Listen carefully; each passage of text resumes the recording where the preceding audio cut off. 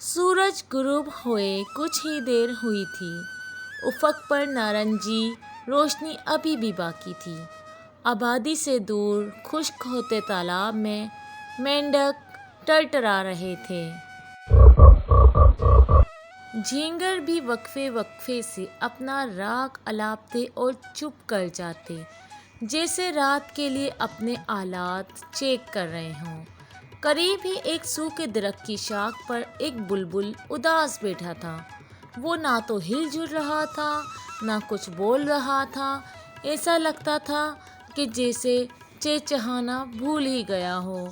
उसकी आंखों में उदासी तैर रही थी।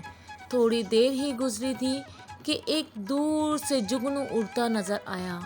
बुलबुल पर नजर पड़ते ही वो सीधा उसके पास चला आया और पुरजोश लहजे में बोला, प्यारे बुलबुल, मुझे पता है तुम क्यों उदास हो। तुम्हें थक जाना है, लेकिन अंधेरा हो रहा है। अब मैं तुझे छोड़ देता हूँ। ऐसे बात आज मुझे नेती कमाने था मौका मिल रहा है। मैं तुम्हारी मदद के लिए हाजिर हूँ। नहीं, मुझे कहीं नहीं जाना, इसलिए कि मेरा घर बर्बाद हो चुका है। तुम्हारे साथ तो क्या हुआ? जिस दरख्त पर मेरा घोंसला था उसे काट दिया गया है, बल्कि आसपास के सब दरख्त कट गए हैं। बुलबुल भर्राई हुई आवाज में बोला, हाँ, यहाँ बहुत से जाते अब बलते ऐड भी नजर नहीं आ रहा। आधी रात चूताते जाए। जुगनू ने इधर उधर देखते हुए पूछा, मैं वो शाहरा नजर आ रही है ना, बस उसको चौड़ा करने के लिए। बुलबुल ने कुछ दूर से गुजरती सड़क की तरफ इशारा किया। हमारे समझ में आ रहा, लेकिन दूसरी तरफ इतनी जमीन भी कोई देने पर तैयार नहीं था। लिहाजा हुकूमत ने तमाम पुराने पेड़ों को काट डाला, जो गुजरने वालों को साया फराहम करते थे। हजारों परिंदे इन पर बसेरा करते थे। बुलबुल ने कहा।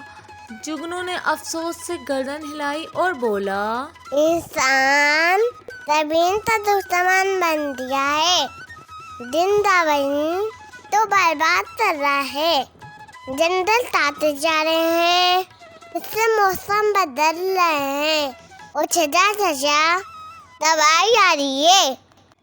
इंसान के साथ जल्दी हालात तो भी नुकसान पहुंच रहा है, लेकिन उसे इतना एहसास ही नहीं।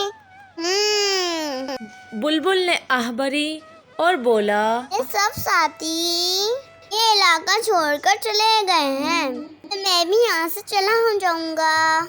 दोनों खामोश हो गए और उफ़क़ पर इस बदली को तकने लगे जिसमें अभी भी रोशनी की किरणें कुछ बाकी थी। फिर जुगनू धीरे से बोला, हालात बहुत थापे, लेकिन हमें नाउम्मीद नहीं होना चाहिए।